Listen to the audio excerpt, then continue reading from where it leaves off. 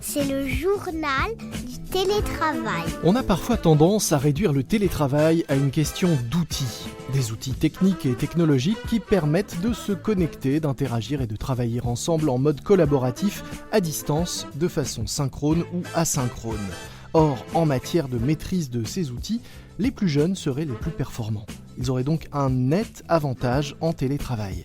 Sauf que, dans la réalité, le télétravail est loin d'être une simple affaire d'outils et de maîtrise du numérique. Et que donc, les plus expérimentés, pour ne pas dire les plus âgés, ont aussi tout leur rôle à jouer en matière d'accompagnement et de management à distance. C'est justement le sujet du jour de ce nouvel épisode du journal du télétravail du magazine Management.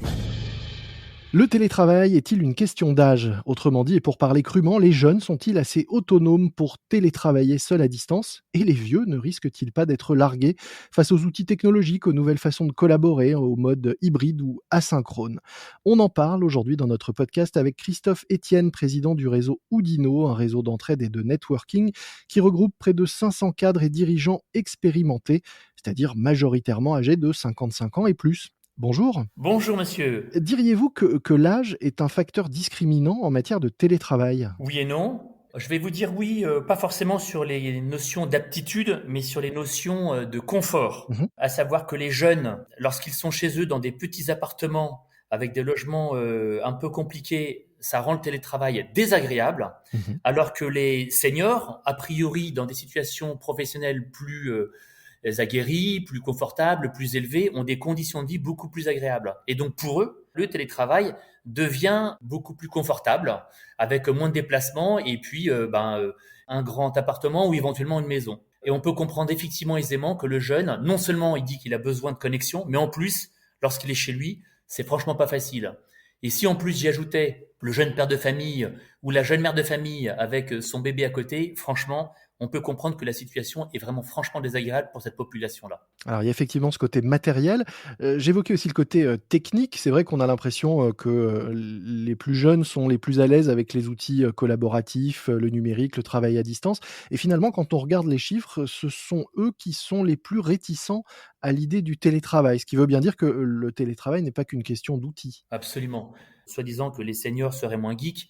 Enfin, les quinquas que nous représentons au réseau Dino, ils sont tous pères de famille, ils sont tous venus geeks avec leurs enfants déjà, et puis aussi parce que la profession, le job fait que de toute façon, toute la partie digitale est devenue une partie prégnante du job de chacun. Donc en réalité, les quinquas sont aussi à l'aise que les jeunes. Est-ce que vous diriez qu'au-delà de ces outils, l'expérience est quand même le principal avantage en matière de management à distance ? Alors c'est vrai que l'expérience, ça joue énormément. Et puis, le manager aujourd'hui d'équipe, que représente effectivement un petit peu le réseau Dino, il est confronté au quotidien à cette obligation, cette nécessité de travailler en distance et de savoir piloter et manager des groupes de travail à distance, parce que travailler à distance, c'est pas uniquement le face-face individuel et one-one qu'on peut avoir, mais c'est aussi le face-face collectif. Et savoir animer et gérer une réunion, ça fait partie des aptitudes évidentes qu'on demande aujourd'hui à un manager.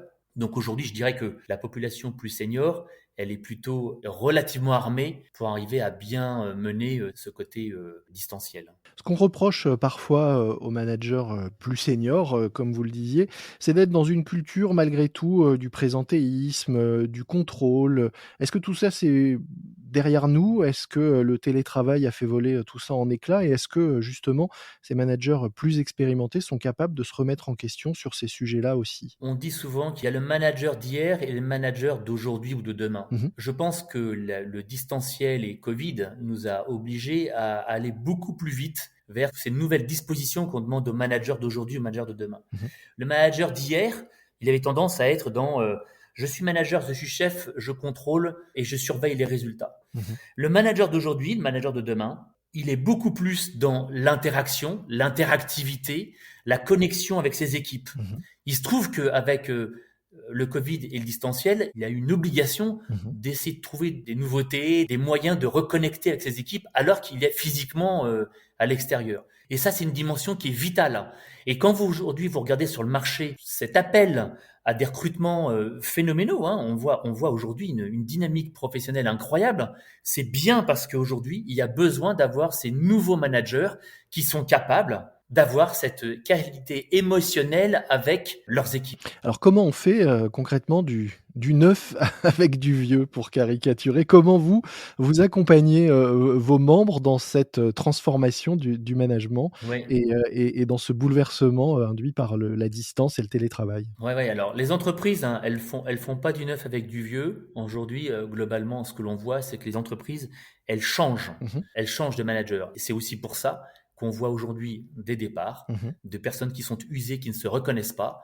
Et puis, au contraire, des personnes qui se sont adaptées. Et là, des entreprises qui vont aller chercher ces nouveaux managers. Ça, c'est le côté entreprise. Mmh. Après, il y a le côté homme, il y a le côté nous. Donc, ce qu'on fait nous aussi, effectivement, au réseau d'Inno, on met tout en place pour que nos membres soient effectivement en permanence, on va dire, updatés, qu'ils soient absolument dans ces actualités managériales. Mmh. À titre d'exemple, on a notamment un module qui est comment arriver à apprivoiser cet écran. Mmh. Mais aujourd'hui, on sait tous que le premier entretien filtre avec un recruteur, il se passera systématiquement avec l'écran. Donc, c'est pas la peine d'aller se dire que c'est une contrainte. Il vaut mieux au contraire s'en faire un allié. Et donc, on donne nous-mêmes, on donne des astuces et des techniques pour arriver à utiliser la puissance de la caméra et de l'outil. Et il y en a plein, je pourrais vous en donner. Ah bah, allons-y, donnez-nous quelques trucs justement. Allons-y, profitons-en. Ouais. Il y a la posture. Derrière un écran, tout le monde se dit bon, en fait, on ne me voit pas bien. Ben, c'est pas vrai. Mmh. Le moindre tic et le moindre petit geste s'aperçoit très très bien sur l'écran. Donc, il faut arriver à bien se positionner face à un écran, Mmh. la bonne posture, être bien habillé, etc. Mais après, vous avez d'autres avantages. C'est sur un écran, vous pouvez avoir vos pages ouvertes Mmh. et vos mémos qui sont devant vous, de façon invisible pour celui qui est en face de vous. Et tout est beaucoup plus simple. Donc en réalité, l'outil donne des astuces que vous n'aviez pas lorsque vous étiez en face-face. Ben, finalement, l'écran est devenu plutôt un appui et un outil positif qu'une contrainte. Mmh. Et c'est grâce à ces conférences qu'on met en exergue pour chacun de nos membres, grosso modo, on en met 32 dans l'année, c'est colossal. Eh bien, c'est l'ensemble de ces conférences qui permet de redonner de l'allant, de l'enthousiasme et du dynamisme, mais aussi de l'update, de la nouveauté pour nos membres. Alors ça, ils en ont besoin parce que malgré tout, alors on le disait, les profils plus expérimentés sont sans doute plus autonomes, plus à l'aise avec le management, à distance, du fait de leur expérience. Malgré tout, on sent de l'anxiété chez eux, et chez vos membres. On peut, pour certains, mais je dirais que si vous interviewez aujourd'hui un panel représentatif de nos membres, je pense que par ces conférences, par le ton que moi-même je donne et que l'on donne tous, on véhicule plutôt un sentiment d'optimisme, d'envie, Mmh. plutôt que l'inverse. Et l'anxiété, elle existe forcément parce que parfois, quand on est en transition ponctuelle, eh ben, on trouve ça un petit peu long. Mais après, il faut travailler la patience. Vous parliez de période de transition, professionnelle. Est-ce que quand on, concrètement, recherche, un emploi ou qu'on est entre 2 postes, c'est plus facile aujourd'hui pour quelqu'un qui a de l'expérience de démarrer dans une nouvelle entreprise en partie, en télétravail et en distanciel? Est-ce que, finalement, c'est un avantage d'avoir, un profil plus expérimenté quand on doit, prendre un nouveau poste à distance? C'est sûr que avoir du vécu professionnel, c'est un vrai atout. Mmh.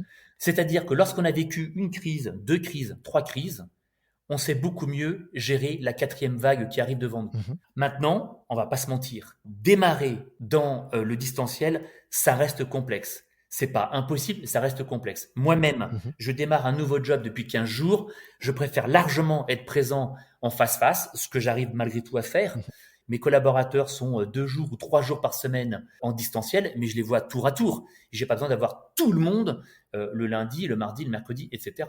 Donc je vois une partie le lundi, une partie le mardi, et une partie le mercredi, etc. Donc en fait, aujourd'hui, le manager, il arrive à faire cohabiter cette partie à la fois présentielle et cette partie distancielle. Mais il n'en fait plus une barrière et un inconvénient. Il arrive aujourd'hui à la surmonter. Comment justement vos membres voient-ils l'avenir du travail? Quel est leur rapport à ce télétravail qui est parti pour se prolonger et durer sous différentes formes et à ce monde hybride qui s'installe déjà? Ouais, bah, c'est exactement ce que vous venez de dire. L'hybride aujourd'hui, il fait partie de la vie. Mmh. Tout le monde le sait. Je me souviens encore, il y a maintenant 19 mois ou 20 mois que le distanciel existe. Mmh. La première réaction de certains membres, ça a été: non, non, moi je vais attendre que le présentiel revienne avant de démarrer mes premiers rendez-vous. Mmh. Et nous, on a répondu tout de suite: il est hors de question d'attendre. On ne sait pas du tout combien de temps ça va durer. On va plutôt apprendre à travailler en distanciel. On va se donner les moyens et on va l'affronter. Et au bout de 2 mois, on a mis en place toutes nos conférences en mode distanciel. Donc en fait, on a tous apprivoisé ce mode distanciel. Donc aujourd'hui, ça n'est plus une contrainte. On fait avec et on y trouve tous finalement aussi un certain confort. Et finalement, je crois aujourd'hui qu'arriver à naviguer entre ponctuellement le présentiel et ponctuellement le distanciel, c'est ça la force. Mmh. Et en fait, la qualité aujourd'hui, c'est l'hybride. Merci beaucoup, Christophe Etienne. Je rappelle que vous êtes le président du réseau Oudinot, un réseau d'entraide et de networking qui regroupe près de 500 cadres et dirigeants expérimentés, c'est-à-dire majoritairement âgés de 55 ans et plus, et que vous organisez pour eux plus de 300 événements par an, dont une trentaine de conférences. Nous mettrons dans les notes de cet épisode un lien vers le site du réseau Oudinot pour ceux qui souhaiteraient en savoir plus et éventuellement vous rejoindre. Merci beaucoup. C'est déjà la fin de cet épisode du Journal du télétravail. N'hésitez pas à réagir sur LinkedIn, notamment sur la page du magazine Management. Moi je vous dis à très vite, d'ici là soyez prudents et bon télétravail à tous. C'est le journal du télétravail.